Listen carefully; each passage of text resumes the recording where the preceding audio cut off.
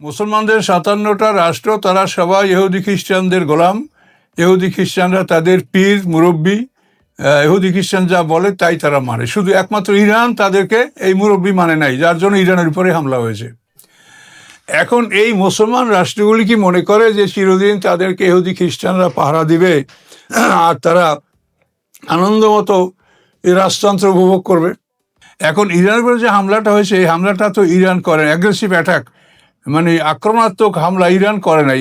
America ইরানের উপরে বিনা কারণে, বিনা অজুহাতে তাদের উপরে হামলা করেছে। অজুহাতটা এটাই যে তারা কেন আণবিক শক্তির মালিক হতে যাচ্ছে, কেন তারা ইউরেনিয়াম সমৃদ্ধ করবে, তারা মিসাইল আবিষ্কার করেছে, ড্রোন আবিষ্কার করেছে, আরও আকাশ প্রতিরক্ষা ব্যবস্থা, বিভিন্ন বিষয়ে তারা অগ্রগতি অর্জন করছে। এটা কেন করবে? এটা করতে দেওয়া হবে না।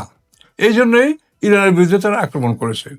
এখন কোরআনের দৃষ্টিতে আমরা দেখি যে ইরান অন্তত যতটুকু, তারা যদিও ধর্মীয় মতবাদে আমাদের সাথে একমত না বা আমরা তাদের সাথে একমত না, কিন্তু তারপর কিন্তু সরাসরি কোরআনের আয়াতের খেলাপ তারা কিছু করে নেই।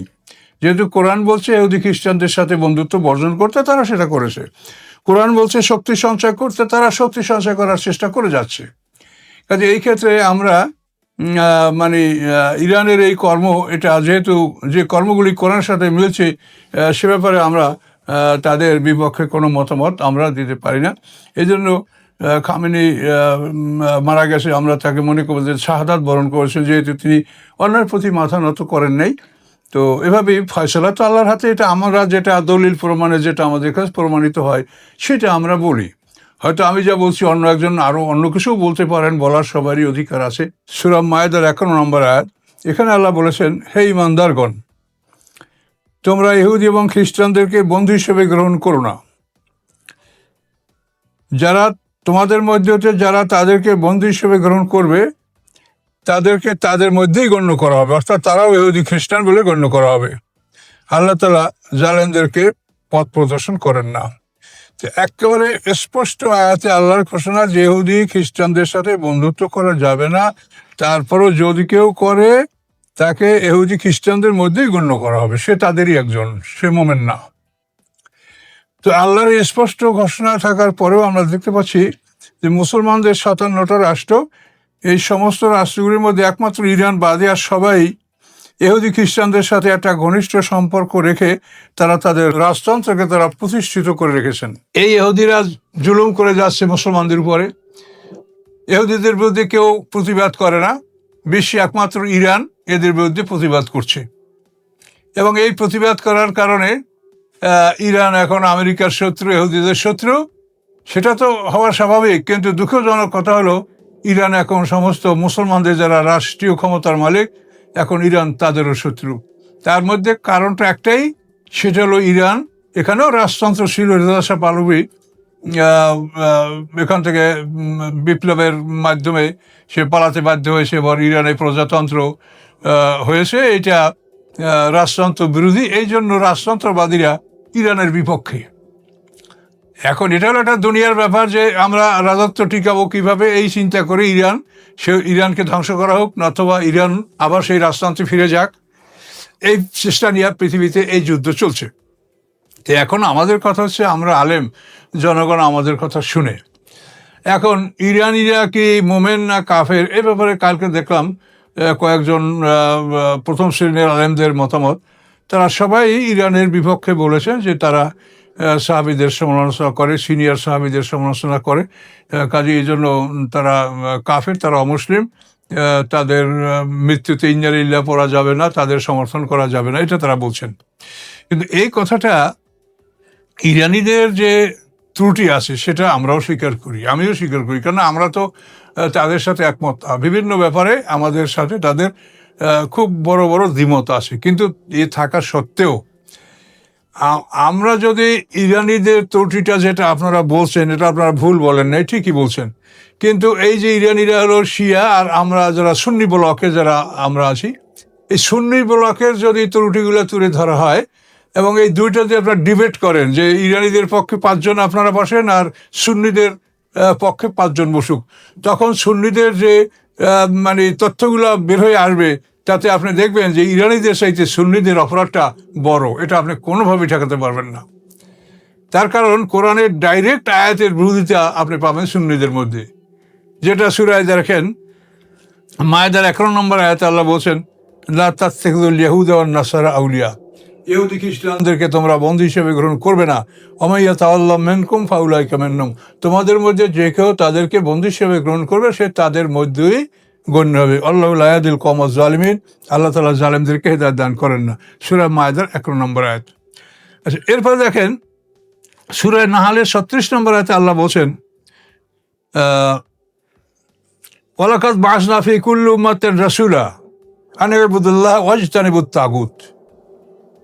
তো এখানে আল্লাহ বলছেন যে আমি সমস্ত জাতির প্রতি রাসূল পাঠিয়েছি এবং সেই রাসূলদের দাওয়াত ছিল আন ইউবুদুল্লাহ, যে তোমরা আল্লাহর ইবাদত করো, ওয়াজতানিবুত তাগুত, এবং তাগুত থেকে দূরে থাকো।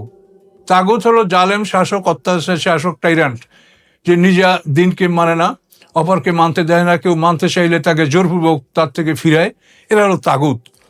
তো এখানে আল্লাহ বলছেন ওয়াজতানিবুত তাগুত, মানে তাগুত থেকে দূরে থাকো। আর ওই আয়াতে বলছেন যে ওদেরকে অভিভাবক বানিও না। তো এই অপরাধগুলো তো ডাইরেক্ট কোরআনে যেটা আছে এটাই আমাদের যারা সুন্নি যারা দাবিদার এবং এদের রাষ্ট্রীয় ক্ষমতায় যারা আছে এই অপরাধগুলি তাদের মধ্যে স্পষ্ট। কিন্তু ইরানের বিরুদ্ধে আপনি কোরআন থেকে স্পষ্ট কোনো এরকম প্রমাণ আপনি খাড়া করতে পারবেন না। কালকে আপনারা যে কয়েকজন আলেমের কথা বলছেন, কই কোরআনের একটা আয়াত তো বলেন নাই যে এই আয়াতের কারণে শিয়ারা তারা কাফের বা তাদেরকে বর্জন করা উচিত ইত্যাদি। কোরআনের কোনো আয়াত নাই। কাজে কোরআনের ডাইরেক্ট আয়াতে এই আমরা যে গ্রুপ, তারপর আপনি যেটা বলবেন যে শিয়ারা সিনিয়র সাহাবীদেরকে অস্বীকার করে, এটা সত্য করে। তারা আবু বকর সিদ্দিক, ওমর ফারুক এদেরকে যথাযথ সম্মান দেয় না। তারা ওমর ফারুককে যে হত্যা করছে আবু লুলু গোলাম, সেই আবু লুলুর নামে তাদের ওখানে জাদুঘরও আছে, আবু লুলুকে তারা সম্মান করে। কাজেই তারা সিনিয়র সাহাবীদেরকে সম্মান করে, এটা ঠিক। তো এটা যেমন ঠিক, তেমন আবার যদি সুন্নিদেরকে আপনি দেখেন যে সুন্নিদের মধ্যে হযরত আলী রাদিয়াল্লাহু বিরুদ্ধে, আলী রাদিয়াল্লাহু জান্নাতের রোকন এবং সিনিয়র সাহাবী, এবং মানে প্রথম 10 জন ইসলাম যারা গ্রহণ করছে তার মধ্যে হযরত আলী রাদিয়াল্লাহু একজন। তো এই সাহাবী জান্নাতের রোকন, আল্লাহর রসুলের চাচাতো ভাই, জামাতার সব কিছু। তো এরপরে ওই আলী রাদিয়াল্লাহুর বিরুদ্ধে যারা যুদ্ধ করেছে, তাহলে তারা কি, তাদের কি বলবেন? শিয়ারা সিনিয়র সাহাবীদের অস্বীকার করছে, কাফের বলবেন। তাহলে আলী রাদিয়াল্লাহুর বিরুদ্ধে যারা যুদ্ধ করছে তাদেরকে আপনি কি বলবেন? আপনি তো ন্যায় বিচার করবেন। আপনি আল্লাহ তো বলছেন কুনু কাওয়ামিন লিল্লাহি শুহাদা বিল কিসত, যে তোমরা সত্যের উপরে প্রতিষ্ঠিত থেকে সত্য সাক্ষী প্রদান করো, এটা আল্লাহ কোরআনে বলেছেন। তাহলে এখন আপনি কি বলবেন? যে শিয়ারা যেমন এই সিনিয়র সাহাবীদের অস্বীকার করে, আমরা সুন্নিরাও এরকম দেখা যায় যে সিনিয়র সাহাবীদেরকে আমরা অস্বীকার করছি, তাদের বিরুদ্ধে যুদ্ধ করেছি, এবং এই যুদ্ধে 70,000 মুসলমানদের প্রাণ গেছে। এবং এই আলী রাদিয়াল্লাহুর বিরুদ্ধে যারা ছিল তারা আলী রাদিয়াল্লাহুকে পরাজয় করার পরে, ইমাম হোসেনকে শহীদ করার পরে তারা মদিনা আক্রমণ করছে। তখন মদিনার অসংখ্য জনগণ যুদ্ধ করে, তাদের বিরুদ্ধে যুদ্ধ করে শাহাদাত বরণ করছে। মুসলিম বিন উকবা এই ছিল এজিদের সেনাপতি। মদিনা শহরে 360 জন সাহাবী শাহাদাত বরণ করছে, 360 জন সাহাবী। তাহলে এগুলি কিন্তু সব তো আলী রাদিয়াল্লাহুর বিপক্ষের লোকেরাই করছে। আলী রাদিয়াল্লাহুর পক্ষ যারা তারা শিয়া, আর আলী রাদিয়াল্লাহুর বিপক্ষে যারা তারা তো সুন্নি বলে দাবিদার, মানে এখন সারা পৃথিবী তারা ক্ষমতার মালিক। তো এই ধরনের, তাহলে এটা যদি আপনি বলেন, আমি বলি না যে এটা আপনারা বলবেন, আমি বলি এইটা যে বর্তমান পৃথিবীর যে অবস্থাটা আছে তাতে আপনারা জালেমদের বিপক্ষে জনমত সৃষ্টি হয় যাতে সেই কথাগুলো আপনারা বলেন। যারা জালিম, যারা অত্যাচার করে মানুষের বাড়িঘর নষ্ট করছে, এই আমেরিকা একটা স্কুলে বোমা ফেলে প্রায় 150-200 নাবালক বাচ্চাদেরকে হত্যা করেছে। গাজায় যেভাবে তারা মানুষের বাড়িঘরগুলি জোর করে দেওয়ার করে তারা লক্ষাধিক মানুষ হত্যা করছে। এই জালেমদের বিরুদ্ধে আপনারা জনমত সৃষ্টি করেন। এখানে এই বিষয়ভিত্তিক যে দোষ ত্রুটি, এইটা নিয়ে যদি আপনি বলেন যে শিয়ারা কাফের, তা আপনারা বললে মানুষ শুনবে শিয়ারা কাফের, কিন্তু আল্লাহর কাছেও আপনাদের দাঁড়াতে হবে। তো শিয়ারা কাফের, এই জালেমদের ব্যাপারে তোমরা কি ভূমিকা নিয়েছো? এই জালেমদেরকে যারা সমর্থন করে, আপনারা তো জানছেন সারা পৃথিবীর মিডিয়া আপনাদের কাছে ওপেন যে এই ইহুদিদেরকে সমর্থন করছে মুসলিম দেশগুলি প্রকাশ্যে গোপনে বিভিন্নভাবে। তাহলে আপনারা, আমরা যদি না পারি বলতে, না বলা ভালো, কিন্তু বলতে পারলে তো আমাদের সত্য কথা বলা উচিত। আমাদের অন্তত জালেমদের বিরুদ্ধে, অত্যাচারীদের বিরুদ্ধে জনমত সৃষ্টি করার জন্য কথা বলা উচিত। আমরা তো অত্যাচারীদের পক্ষে কথা বলতে পারে, জালেমদের পক্ষে তো কথা বলা ঠিক হবে না। তো এখন যদি আপনি ইরানের বিরুদ্ধে ফতোয়া দেন, তো সাধারণ মানুষ তো মনে করে ইরান কাফের। তাহলে ইরানের বিরুদ্ধে জনমত সৃষ্টি হওয়া, এটা তো মানে ইরান যেহেতু সে জালেমদের বিরুদ্ধে যেটু সোচ্চার বা যেটু কথা বলছে, তাহলে সেখান থেকেও তো সে আরও দুর্বলতার দিকে ফিরে যাবে। কাজে এটা যেন আমরা না করি। আমরা অত্যাচার, জুলুম, জালেম, এই জালেমদের ব্যাপারে আল্লাহ রসুলের হাদিস আছে। আল্লাহ রসুল বলেন যে আল্লাহ তাআলা বলেছেন যে জালেম যদি কাফেরও হয়, যে আমি তার কথা শুনি। আত্মাকে দাওয়াত আল মাজলুম, আল্লাহ রসুল বলছেন যে মাজলুমের বদদোয়া থেকে তোমরা সাবধান হও।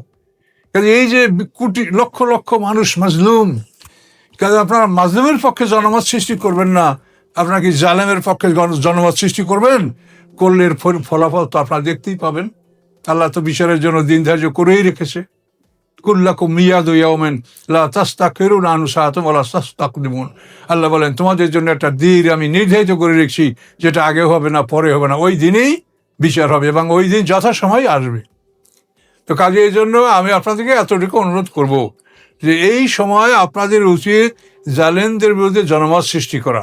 সেইটা না করে যদি বিপরীত আপনি মাজলুমের প্রতি যদি আপনি জনমত সৃষ্টি করেন, মাজলুমের বিরুদ্ধে যদি আপনি ফতুয়া দান করেন, তো এটা কি হবে সেটা আপনারা ফতুয়া আপনারাই জানেন। আপনাদের কাছে অজানা কিছু না। তা আমি আবারও আপনাদেরকে অনুরোধ করছি যে আমরা কিছু করতে পারবো না, তবুও আমাদের জালেমদের পক্ষত্যাগ করা উচিত। আল্লাহ বলেন লা তাজলিমুন ওয়া লা তুজলামুন, তোমরা জুলুম করো না, তোমাদের জুলুম করা হবে না। আল্লাহ কোরআন পাকে বলেন আল্লাযিনা আমানু ওয়া লাম ইয়ালবিসু ঈমানাহুম বিযুলমিন, যারা ঈমান এনেছে, ঈমানের সাথে যারা জুলুম মিশ্রিত করে নাই, অর্থাৎ শিরক, জুলুম, অত্যাচার যারা মিশ্রিত করে নাই, উলাইকা লাহুমুল আমরু ওয়া হুম মুহতাদুন, তাদের জন্য রয়েছে নিরাপত্তা এবং তারা হেদায়েত প্রাপ্ত। সূরা আনামের ৮২ নম্বর আয়াত। কাজেই আমি আপনাদেরকে এটাই অনুরোধ করব যে আপনারা জালেমদের বিরুদ্ধে জনমত সৃষ্টি করার জন্য কথা বলেন, জালেমদেরকে উৎসাহিত করার জন্য। আর জালেমকে প্রকাশ্যে গোপনে আপনি যাই করেন করতে পারেন, দুনিয়াটা এখন আপনাদের হাতে আছে, কিন্তু সামনে কিন্তু বিচারের সম্মুখীন আমাদের সবাইকে হতে হবে।